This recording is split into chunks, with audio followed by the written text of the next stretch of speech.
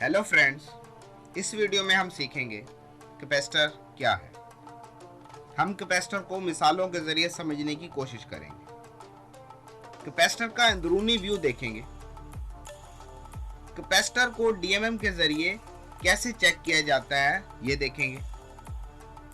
अब हम सबसे पहले बात करते हैं कैपेसिटर क्या है। एक कैपेसिटर एनर्जी को स्टोर करता है, बिल्कुल इलेक्ट्रिक बैटरी की तरह, लेकिन बैटरी के मुकाबले में बहुत कम एनर्जी को स्टोर करता है। इसलिए आपको हर पीसीबी में कैपेसिटर मिलेगा। आपको समझाने के लिए कि कैपेसिटर कैसे काम करता है, मेरे ज़हन में पानी के पाइप की मिसाल आती है। जब वाल्व को बंद कर देते हैं तो इसमें से पानी आना बंद हो जाता है, लेकिन अगर वाल्व के बाद पानी टैंक में जाए और फिर बाहर जाए तो टैंक कुछ पानी को जमा कर लेता है। अगर हम वाल्व बंद भी कर दें तो टैंक में मौजूद पानी की वजह से बाहर जाने वाले पानी के बहाव में कोई फर्क नहीं आता, जब तक टैंक का पानी खत्म ना हो जाए। अगर एक दफा टैंक को फुल कर दें तो टैंक के खत्म होने तक अगर वाल्व को ऑन या ऑफ करते रहें तो पानी के बहाव में कोई कमी नहीं आती। इस मिसाल में हम टैंक की वजह से स्मूथ पानी का बहाव हासिल कर पाए। यही काम इलेक्ट्रिक सर्किट में कैपेसिटर करता है। ये भी स्मूथ आउटपुट फराहम करने का काम करता है। चलिए हम टैंक की मिसाल को इलेक्ट्रिक सर्किट पर अप्लाई करते हैं। जब हम बैटरी से एलईडी को एक स्विच के जरिए जोड़ते हैं तो स्विच के जरिए ऑन या ऑफ करने से एलईडी फ्लैश करती रहती है। अगर इस सर्किट में टैंक की तरह कैपेसिटर को लगा दिया जाए तो स्विच के ऑन या ऑफ करने से एलईडी ऑन ही रहेगी। अब बात करते हैं कैपेसिटर की कंस्ट्रक्शन की। एक कैपेसिटर में दो मेटल प्लेट्स होती हैं, जिसको इंसुलेटिंग मटेरियल से अलग किया होता है, जिसको डाइलेक्ट्रिक कहते हैं। मेटल प्लेट्स को एल्युमिनियम या दूसरी मेटल से बनाया जाता है, जबकि डाइलेक्ट्रिक को किसी भी इंसुलेटिंग मटेरियल से बनाया जाता है, जैसा कि पेपर, ग्लास, सिरामिक। कैपेसिटर की चार्ज स्टोर करने की सलाहियत को फैराड में मापा जाता है, जो दो प्लेटों के एरिया के डायरेक्टली प्रोपोर्शनल होता है। जितनी प्लेट्स बड़ी होंगी इतनी कैपेसिटेंस ज्यादा होगी। आइए कैपेसिटर का अंदरूनी व्यू देखते हैं कि कैपेसिटर कैसे काम करता है। दोनों प्लेटों पर मुस्बत और मंफी चार्ज पार्टिकल्स की एक जैसी तादाद मौजूद है, जिसकी वजह से यह इलेक्ट्रिकली न्यूट्रल होता है। अगर इन दोनों प्लेटों को बैटरी से जोड़ दिया जाए तो ये करंट गुजारने की कोशिश करता है। बैटरी के मुस्बत टर्मिनल से जुड़ी प्लेट में से इलेक्ट्रॉन बैटरी में से होता हुआ बैटरी के मनफी टर्मिनल से जुड़ी प्लेट में मूव करता है। डाइलेक्ट्रिक की वजह से ये इलेक्ट्रॉन एक प्लेट से दूसरी प्लेट की तरफ नहीं जा सकता, तो ये प्लेट पर रुकते हैं।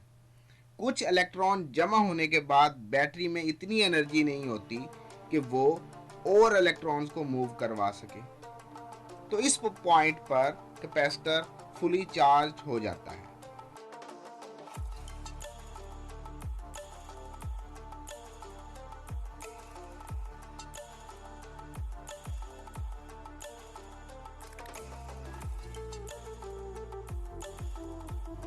पहली प्लेट पर मनफी चार्ज और दूसरी प्लेट पर मुस्बत चार्ज आ जाता है। ये दोनों प्लेटों के दरमियान इलेक्ट्रिकल की ऐसी फील्ड पैदा होती है जिससे कैपेसिटर का चार्ज होल्ड रहता है।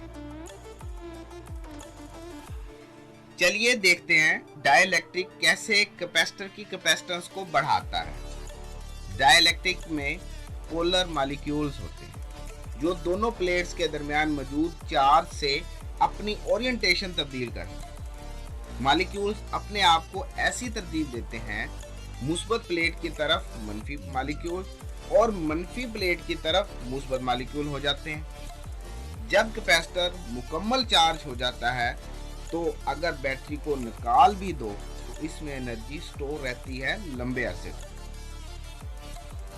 अब अगर इन दोनों प्लेटों के दरमियान लोड को लगा दिया जाए तो मंफी प्लेट पर मौजूद इलेक्ट्रॉन्स मुस्बत प्लेट की तरफ मूव करना शुरू हो जाते हैं, तो इससे कैपेसिटर डिस्चार्ज होना शुरू हो जाता है।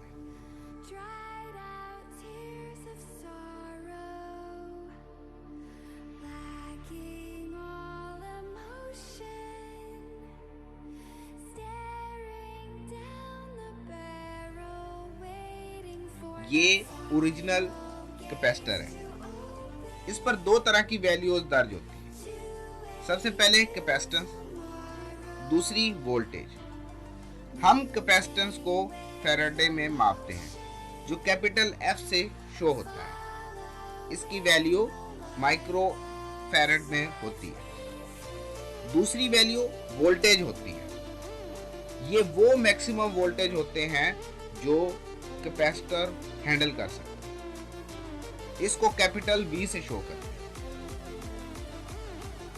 अब मैं आपको बताऊंगा कि कैपेसिटर को DMM के जरिए कैसे चेक करते हैं। सबसे पहले मीटर के सिलेक्टर स्विच से DC वोल्टेज सिलेक्ट करना है। फिर मीटर की रेड वायर को कैपेसिटर के मुस्बत प्लेट के साथ और ब्लैक वायर को कैपेसिटर की मंफी प्लेट के साथ जोड़ दें तो मीटर पर आपको वोल्टेज शो होंगे। ये कैपेसिटर के वोल्टेज होंगे। फिर इसको डिस्चार्ज करके देखें। दोनों प्लेटों के दरमियान रजिस्टर को लगाएं और मीटर पर रीडिंग को नोट करें तो ये वैल्यू ऐसा ऐसा डाउन होगी। डाउन होकर कुछ मिली वोल्टेज रह जाएगी। तो इससे ये पता चलता है कि कैपेसिटर ठीक है। कैपेसिटर की कैपेसिटेंस को मेजर करने के लिए मीटर को कैपेसिटर फंक्शन पर मूव करते हैं। कुछ लम्हे के बाद मीटर रीडिंग शो करता है जो कैपेसिटेंस की वैल्यू होती है। चलिए अब देखते हैं कैपेसिटर कहाँ इस्तेमाल होता है। कैपेसिटर से सबसे अहम इस्तेमाल बड़ी इमारतों में पावर फैक्टर को ठीक करने के लिए होता है। जब सर्किट में बहुत ज़्यादा इंडक्टिव लोड होता है तो करंट वोल्टेज से लैग करता है जिससे बिल बहुत ज़्यादा आते हैं। तो कैपेसिटर बैंक के ज़रिए इस वेव फॉर्म को इम्प्रूव किया जाता है और बिल में कमी वाक़या होती है। कैपेसिटर का दूसरा इस्तेमाल के फुल ब्रिज रेक्टिफायर की DC आउटपुट को स्मूथ DC में तब्दील करता है।